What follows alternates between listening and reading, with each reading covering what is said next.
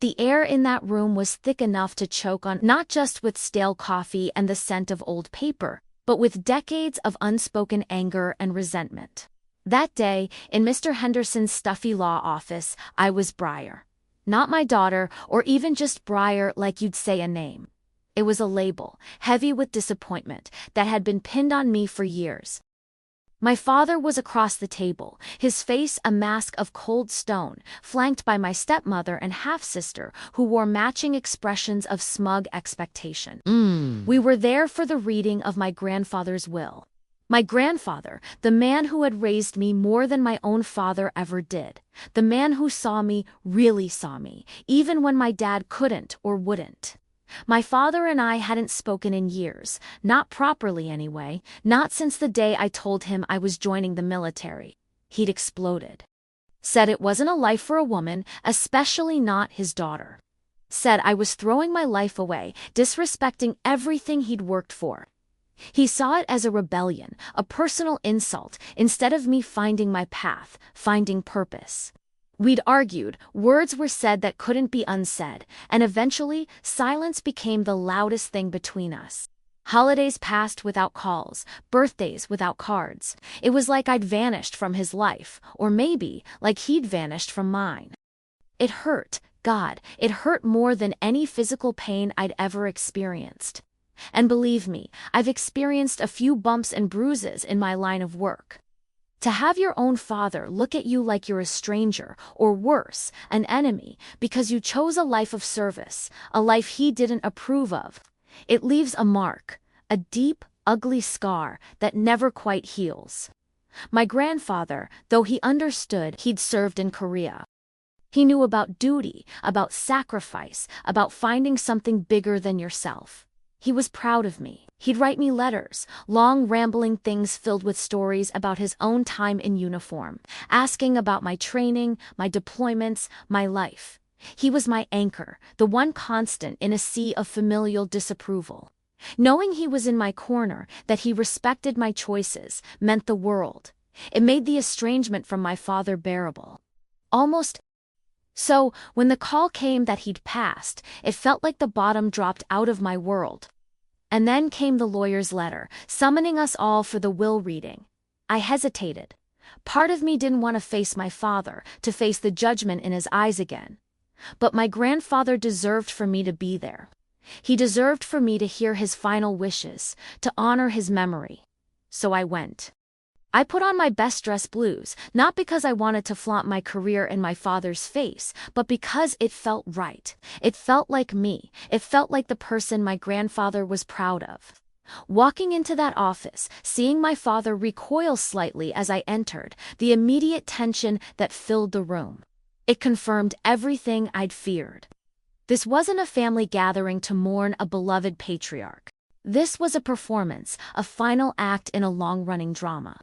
And I was clearly cast as the villain.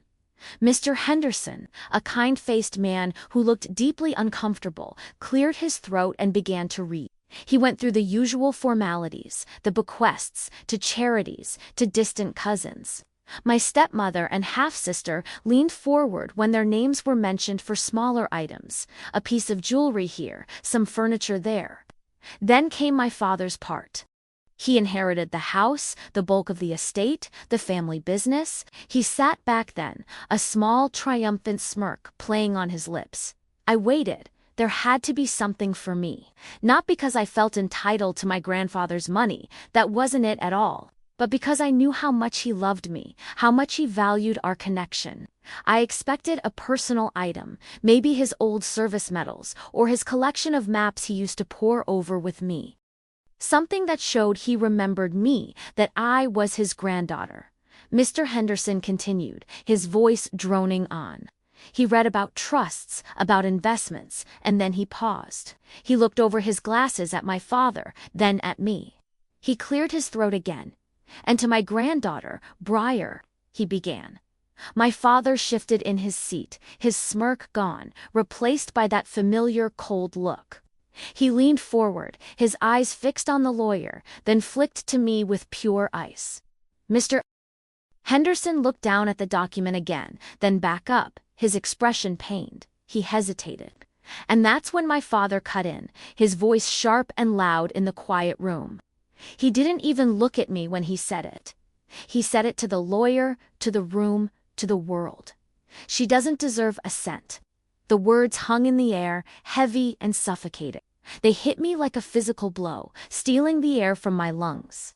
After everything, after years of silence, that was what he had to say about me in this moment, in front of everyone, at his own father's will reading. It was cruel, beyond cruel. It was calculated to inflict maximum pain. I sat there, stunned, the blood draining from my face. My stepmother and half-sister exchanged glances, small, satisfied smiles playing on their lips. My father looked resolute, defiant, like he'd finally won something. In that moment, sitting there in my dress blues, feeling the weight of his words crush me, I wondered if I should have just stayed home. If I should have just let the silence continue. If coming here had been a mistake. It's hard to know in the heat of the moment when you're blindsided by that kind of venom. Looking back, maybe I should have just walked out right then. But honestly, caught in that moment, feeling completely gutted. What would you have done? Let me know below. I was still trying to process the shock, trying to figure out how to breathe again, when the door opened and someone else walked in. Someone I hadn't expected to see there, someone who changed everything. The door opened and Commander Miller.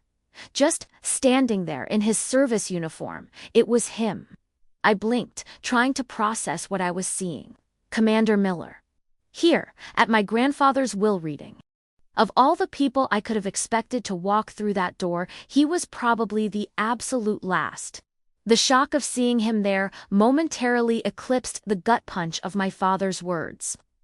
The room, which had been buzzing with that awful tension, fell into a stunned silence. Everyone turned. You could feel the shift. The air went still. All eyes were on him. He just stood there for a moment, taking it all in, maybe. Or maybe just letting his presence settle. He looked solid. Like an anchor had just been dropped into the choppy waters of that room. Commander Miller wasn't just my commanding officer. He was the closest thing I'd had to a mentor, maybe even family. Since joining up, he'd seen me at my worst, pushed me to be better, and always held me to the highest standard. He embodied everything my father seemed to dismiss: duty, honor, integrity. Seeing him there, in that room filled with my biological family, who felt so alien to me, felt surreal, like two completely separate worlds colliding. My mind was racing. Why was he here? How did he even know about this? Had Grandpa invited him? That didn't seem likely. Grandpa was proud of my service, sure, but I never got the sense he had any direct connection to my command. Did someone tell him? Did I mention it in passing? I couldn't remember. All I knew was that his presence was completely unexpected and carried an enormous weight. He wasn't just some random guest. He was authority, he was respect, he was my world stepping into their world.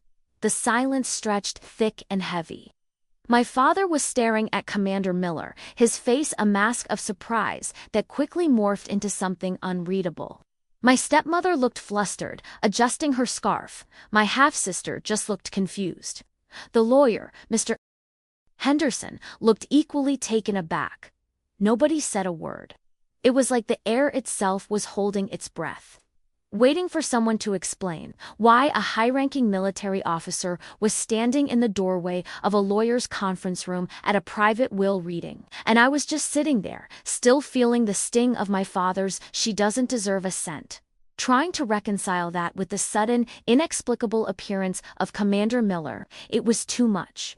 The emotional whiplash was intense. One moment I was drowning in the feeling of being rejected and worthless in the eyes of my own father. The next, I was staring at the face of someone who had shown me nothing but respect and belief in my capabilities. Commander Miller didn't rush in. He didn't make a big show of it. He simply entered the room. He closed the door quietly behind him. Then, he just stood there for another moment, scanning the faces in the room. It felt like he was assessing the situation, taking the temperature of the place. When his gaze met mine, I felt a jolt. Like maybe, just maybe, I wasn't completely alone in this. There wasn't a flicker of surprise on his face at seeing me there in my dress blues. It was almost as if he had expected it, but how? My heart started to beat a little faster. Was he here because of me? Had something happened? No, that didn't make sense. This was a personal family matter, a will reading. Military protocol didn't dictate attendance at something like this. Unless there was a reason. A reason connected to Grandpa. Or maybe connected to something Grandpa did. I remembered conversations with Commander Miller about my family, bits and pieces I'd shared over the years. Not the deep, painful stuff, but enough for him to know there was distance. That my relationship with my father was strained. That my grandfather was the only family member I really stayed connected to. He knew Grandpa had been sick. He'd given me leave to come home. But that didn't explain this. He finally moved, taking a couple of steps into the room. He didn't sit. He just stood there, a presence that commanded attention without saying a word. The silence deepened, if that was possible. All the eyes that had been on me a moment ago, when my father delivered his cruel line, were now fixed on Commander Miller. My father was still staring, his expression hardening again. Whatever surprise he'd felt seemed to be replaced by suspicion. I wanted to say something, to ask him what he was doing here, but the words wouldn't come. My throat felt tight, still raw from the shock of my father's outburst. I just watched him, a mixture of confusion, relief, and apprehension swirling inside me. Relief, because his presence somehow felt like a shield, a buffer against the hostility in the room. Apprehension, because I had no idea what his being here meant, or what he might say or do. He finally broke the silence, not with an explanation, but with a simple, calm greeting directed at the lawyer. His voice was measured, authoritative, cutting through the tension like a knife.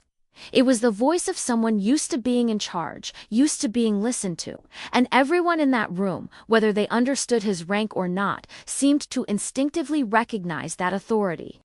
My father's face, moments ago triumphant in his cruelty, now looked smaller, less certain. Commander Miller didn't acknowledge my father's earlier comment directly. He didn't need to. His very presence, his quiet, steady demeanor, felt like a rebuke to the pettiness and malice that had just filled the air. He was everything my father wasn't, and he was standing there, in the same room, at the same moment, right after my father had tried to tear me down. It felt significant, hugely significant. Like the universe had just sent in reinforcements I didn't even know I needed. I watched him, still trying to make sense of it all. He hadn't been invited by me. He hadn't been mentioned by the lawyer. He just appeared. And in doing so, he completely changed the dynamic of the room. The focus was no longer solely on the will or on my father's pronouncement about me. It was now on the unexpected guest, the man in uniform, and the mystery of his presence. I had felt utterly exposed and vulnerable just moments before. Now, with Commander Miller standing there, a strange sense of protection washed over me. I still didn't understand why he was there, but for the first time since I'd sat down in that room, I didn't feel completely alone. I felt seen, and I felt like maybe, just maybe, things were about to get even more complicated. Or perhaps, just perhaps, they were about to get better. All I knew for sure was that Commander Miller's arrival had just turned a terrible situation into something else. Something unpredictable, and I had absolutely no idea what would happen next. Okay, so there he was, Commander Miller, standing in the doorway like he owned the place, even though I had no earthly idea why he was there or how he even knew about this whole mess. The lawyer, Mr. Sterling, looked completely thrown. His mouth was slightly open, and he fumbled with the papers on the desk. My sister and her husband were staring too, their faces a mix of surprise and, frankly, annoyance. My father's wife, Brenda, just blinked slowly, trying to process the uniform, I guess.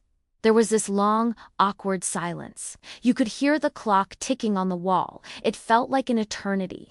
Finally, Mr. Sterling cleared his throat. "Commander Miller," he said, his voice a little shaky. We weren't expecting you. Is there, something I can help you with?" Commander Miller didn't move from the doorway, but he looked directly at Mr. Sterling. His expression was serious, almost unreadable. "Mr. Sterling," he said, his voice steady and deep, cutting through the tension. "I apologize for the intrusion into this private matter. However, I am here on a matter directly related to the execution of Mr. Father's last name, final wishes." Final wishes. What did that mean? He wasn't mentioned in the will Mr. Sterling had just read. He wasn't mentioned in anything. Mr. Sterling frowned, clearly confused. "With respect, Commander, we have just concluded the reading of the will. There was no mention of you or any involvement from the Navy in these proceedings." Miller finally stepped fully into the room, closing the door quietly behind him. He didn't take a seat, he just stood there, commanding attention without raising his voice. "That is correct, Mr. Sterling," he said. "My involvement is not detailed within the primary document you have just read. It pertains to a separate, specific instruction left by Mr. Father's last name to be enacted upon his death, and which requires my direct oversight. A separate instruction. What kind of separate instruction?" My mind was racing. Was this about some secret military operation my dad was involved in? Was it about some hidden asset? What could possibly require a naval commander to show up at a civilian will reading talking about separate instructions? My sister, who up until this point had been unusually quiet, finally spoke up. "Separate instruction? What are you talking about? The will is the will. Everything's in there." Miller turned his gaze towards her for a moment, then back to Mr. Sterling. "Mr. Sterling, I believe Mr. Father's last name entrusted you with certain supplementary documents, to be reviewed only after the primary will had been read to the relevant parties." Mr. Sterling's eyes widened slightly. He seemed to be searching his memory. Maybe his briefcase. He muttered something under his breath, then reached down beside his chair and pulled out a slim, leather-bound portfolio that I hadn't noticed before. It looked old. He opened it carefully, his brow furrowed in concentration. He shuffled through a few papers, his movements hesitant. Then he stopped at one. He picked it up, his eyes scanning the page. As he read, his expression shifted from confusion to surprise, then to something that looked a lot like shock. "Well, I'll be," he murmured, more to himself than to us. He looked up at Commander Miller. "Yes, Commander, it appears. Yes, there is a detailed letter of instruction here, addressed to me with specific conditions regarding its disclosure." He looked at me then, and his expression softened slightly, though it was still full of bewilderment. This pertains directly to you," Mr. Sterling said, his voice low, "and to Commander Miller's presence here today." My heart started pounding again. What in the world was going on? First, I'm essentially disinherited in the most public, humiliating way possible. And now a commander shows up with secret instructions that involve him and me. It felt like a scene from a movie, but it was my life. And it was completely baffling. Mr. Sterling cleared his throat again, adjusting his glasses. "This letter, dated 5 years ago. It states that upon the reading of his will, if his daughter, my name, is present, and the conditions outlined in the primary will regarding her inheritance are as stated, then these further instructions are to be read immediately." He paused, looking from me to Miller, then back at the letter.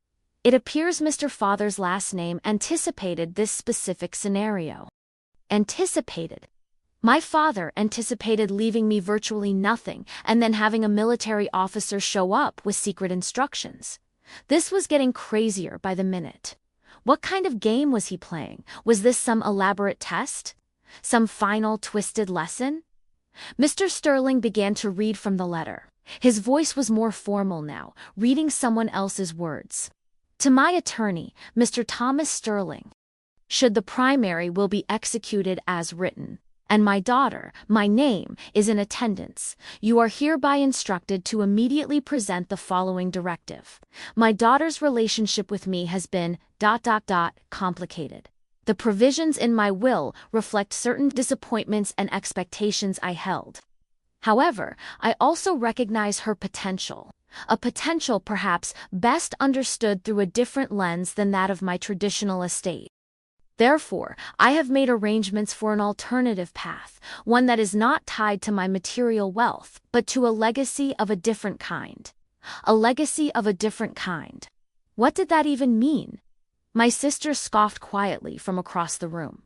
Brenda remained impassive. Mr. Sterling continued reading. This path involves a trust, established separately, with specific criteria for access and management. The details of this trust and the conditions under which my daughter may benefit from it are held by Commander David Miller of the United States Navy. Commander Miller has been fully briefed on my intentions and has agreed to oversee this matter. His presence at the reading of the will is to confirm that these instructions are being followed and to initiate the process should my daughter choose to accept this alternative. He lowered the letter, looking utterly bewildered. It says here, the trust is substantial, but accessing it requires meeting certain conditions. Conditions that Commander Miller will explain. I just sat there, stunned. A trust, a substantial trust. Established separately, with conditions. And Commander Miller was the gatekeeper. It felt like the rug had been pulled out from under me, then replaced with something even more unstable. My father hadn't just cut me off. He'd set up this elaborate, mysterious alternative involving a military officer. It was so ... him. Cryptic, controlling even from beyond the grave, and utterly unpredictable. Commander Miller finally spoke again, his voice calm but firm. Mr. Father's last name and I had a working relationship over several years. He was involved in certain ...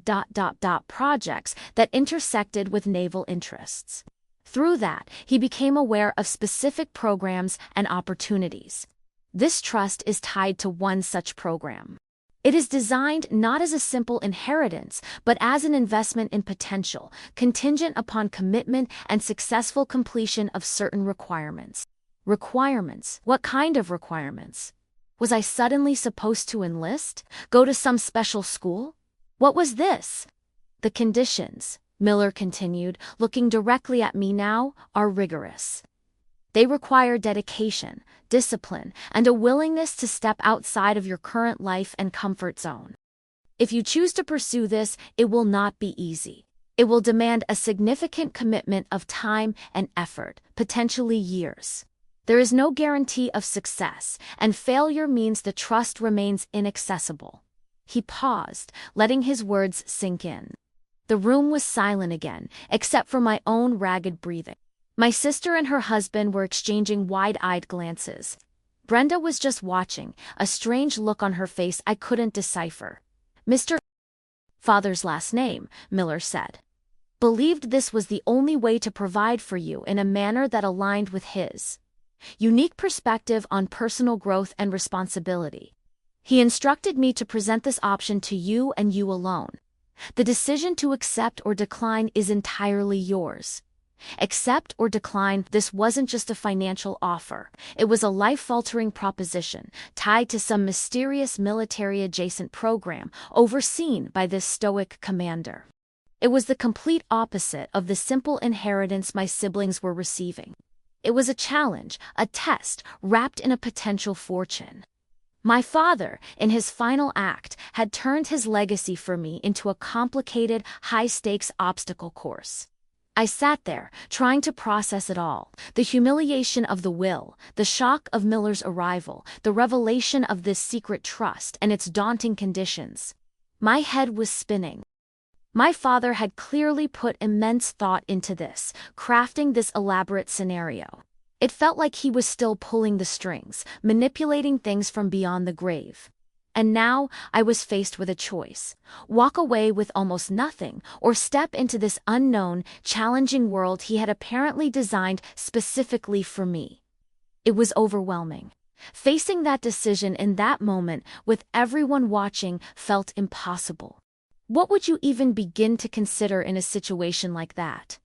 What factors would weigh heaviest on your mind? Let me know below.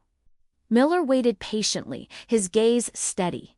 Mr. Sterling looked anxious.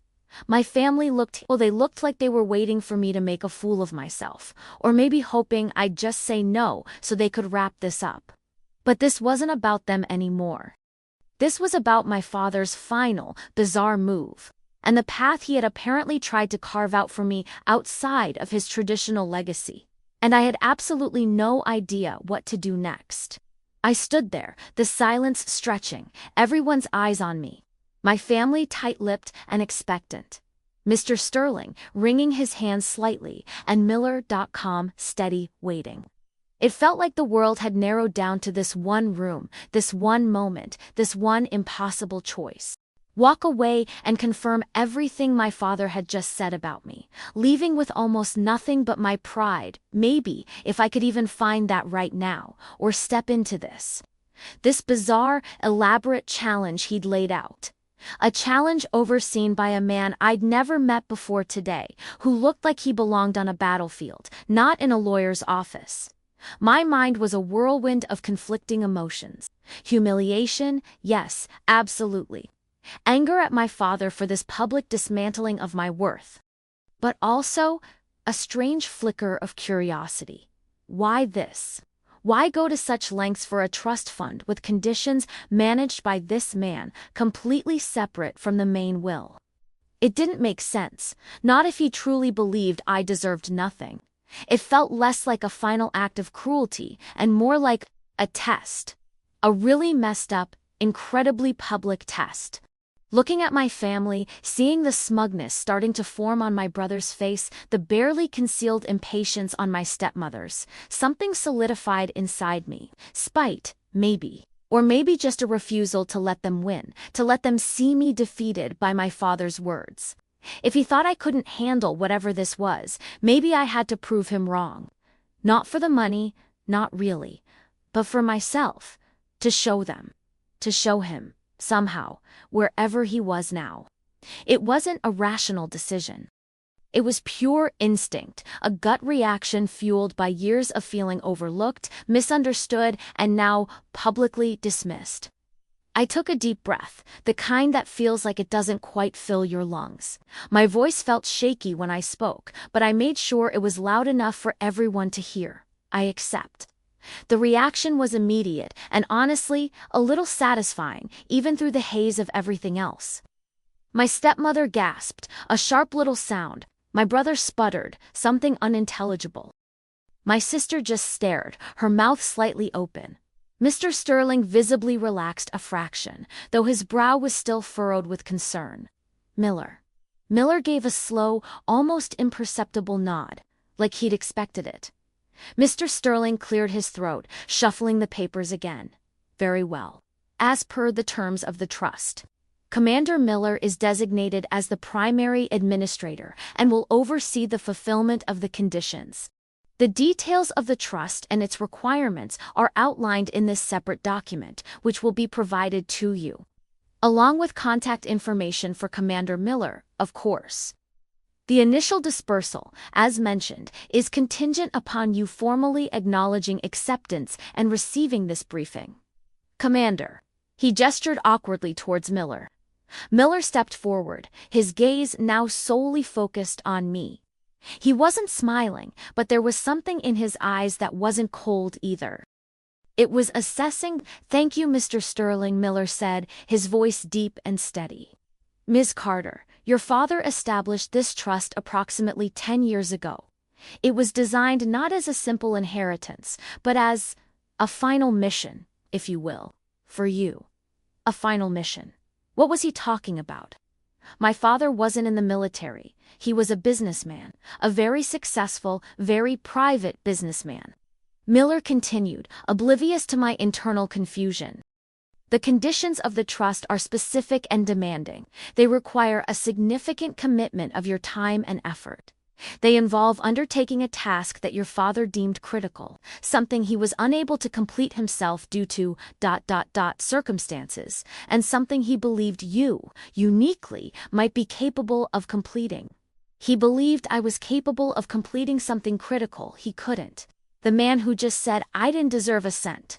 It was jarring, the complete contradiction. The task, Miller explained, is related to a certain project your father was involved in. It requires discretion, persistence, and the ability to navigate complex situations. It is not without risk, though measures have been put in place to mitigate that as much as possible. My role is to guide you, provide resources, and ensure the conditions are met to the letter. The trust funds are substantial, Ms. Carter, but they are tied directly to the successful completion of this mission. There are benchmarks, phases of completion, each triggering a portion of the funds. Failure to meet the conditions or abandoning the task forfeits the remainder of the trust.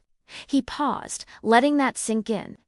A mission, risk, benchmarks. This was completely insane. It sounded like something out of a spy novel, not a Will reading. What kind of project? I managed to ask. That is part of the briefing, Miller said. It's not something to be discussed here. The document Mr.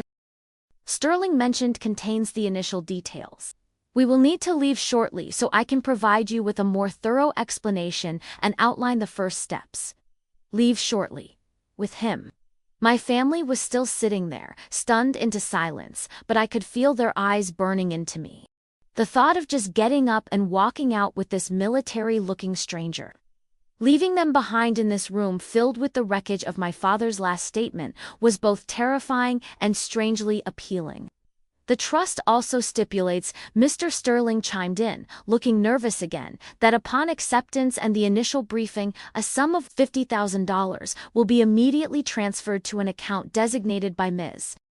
Carter to assist with initial expenses related to undertaking the trust's requirements. $50,000, it wasn't the millions my brother was inheriting, but after being told I'd get almost nothing, it felt like a fortune. A down payment on a mission I didn't understand. For a father, I apparently didn't understand either. My family stirred at the mention of the money, muttering, starting up again. My brother scoffed. 50 grand. For some mission, what is this nonsense? Miller ignored him, his attention still on me. Ms. Carter, if you are ready, we can conclude here and proceed. Ready? I was anything but. But staying here felt impossible. Every fiber of my being screamed to get away from the judgment, the confusion, the sheer absurdity of it all. Yes, I said, my voice firmer this time. I'm ready. I stood up. My legs felt a little wobbly, but I stood up straight. I didn't look at my family. I couldn't. I just gathered my small bag, the one I'd brought, expecting to sign some papers and leave. Miller nodded to Mr. Sterling, a brief, professional gesture, and then turned towards the door. This way, Ms. Carter walked past the table where my family sat, their faces a blur of shock and disapproval. I didn't say goodbye, they didn't say anything to me. It was like I had just stepped into a different dimension, leaving them behind in the one I'd always known, however dysfunctional it was. Walking out of that room, leaving the lawyer's office with Commander Miller, felt like walking off a cliff. I had no idea where I was going, what this mission entailed, or what my father had truly been involved in. All I knew was that my life had just taken a sharp, unexpected turn, guided by the final, enigmatic instructions of a man who had just publicly disowned me, only to offer me a secret, demanding path forward.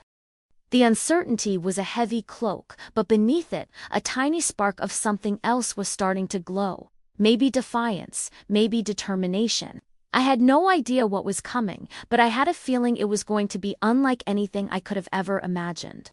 Walking out of that office with Commander Miller wasn't just leaving a room, it was leaving behind a whole life. The air outside felt different, crisper, like I could finally breathe without the weight of expectation pressing down on me. Commander Miller didn't say much at first. He led me to a waiting car, nondescript, the kind you wouldn't look twice at on the street. We drove in silence for a while, the city lights blurring past the windows. My mind was a whirlwind, my father, the disowning, the mission, my family's faces. It was all too much and somehow also nothing. Finally, Commander Miller spoke, his voice calm and even. He explained that my father hadn't left me money, not in the traditional sense. What he'd left was access. Access to a network, to resources, and to unfinished business. My father, it turned out, wasn't just a successful businessman. He had been involved in something much bigger, something clandestine, operating in the shadows of international finance and intelligence. His legacy wasn't meant to fund a comfortable life. It was meant to equip me to continue a specific line of work he couldn't finish. He believed my unique combination of skills, the analytical mind he'd always pushed, the language abilities, the ability to blend in. Things I thought were just hobbies or part of my disappointment were exactly what was needed. The mission wasn't a single task, but a path. A path into a world I never knew existed, connected to my father's true activities. Commander Miller was my initial contact, my guide into this new reality. He wasn't some shadowy figure. He was professional, direct, and seemed genuinely invested in ensuring I understood the gravity of the situation and the choice I had, even if that choice felt predetermined by my father's actions. He laid out the risks, the demands, the isolation. He didn't sugarcoat it. This wasn't a spy movie. It was complex, often tedious, and potentially dangerous work. But it was also work that, according to him and my father's notes, had the potential to prevent significant harm on a global scale. The first few months were a blur of training, learning protocols, understanding the network, and piecing together the fragments of my father's secret life. It was like he had left behind a complex puzzle, and I was the only one with the key. I learned about the projects he was tracking, the people he was watching, the intricate web of connections he had built. It was fascinating, terrifying, and strangely, it finally felt like I was using my brain in the way it was meant to be used. The skills my family dismissed suddenly had purpose, vital purpose. My relationship with my family, predictably, didn't recover. After that day, the silence became permanent.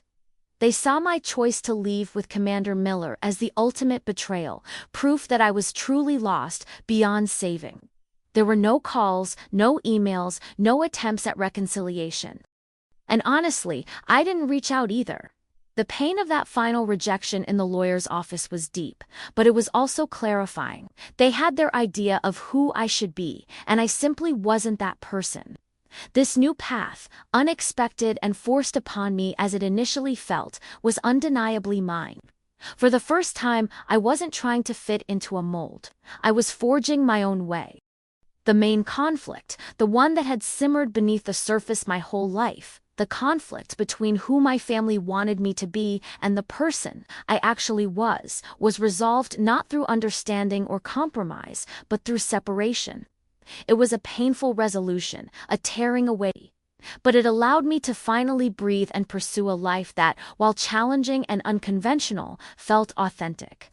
I stopped craving their approval because I was too busy trying to meet the demands of this new world and, more importantly, trying to meet my own expectations. Over time, the initial fear gave way to a quiet confidence. I wasn't just following my father's instructions. I was building on them, adapting, making my own decisions within this framework. I discovered a resilience I never knew I had. The analytical skills my father valued so much were crucial, but so were the parts of me my family never saw.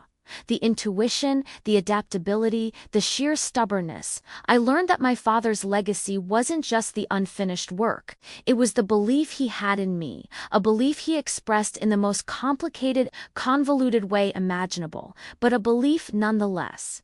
He saw something in me that no one else did, not even myself. This life is solitary, demanding, and often unpredictable. There are moments I miss the simple things, the illusion of normalcy. But there are also moments of profound satisfaction when a piece of the puzzle clicks into place, when a potential threat is neutralized, when I feel like I'm actually making a difference, however small or unseen. I found my purpose not where I expected it, but in the life my father secretly led and unexpectedly bequeathed to me. It wasn't the inheritance anyone would want, but for me, it turned out to be exactly what I needed to finally become myself. Looking back on it all, from the stifling expectations of my childhood to that shocking day in the lawyer's office and everything that came after, it feels like a different person lived that first part of the story. The woman who walked out of that room was scared and uncertain, but she took the first step onto a path that led her to a place of strength and clarity she never could have imagined. It makes you think about destiny, about whether we truly have free will, or if some paths are just waiting for us. If you had been in my shoes, facing that impossible choice and that uncertain future, what do you think you would have done? Let me know below. My journey is far from over. The work continues, but I'm no longer the lost girl trying to find her place. I found it in the most unlikely of circumstances. By embracing the unexpected and building a life on the foundations of a secret legacy.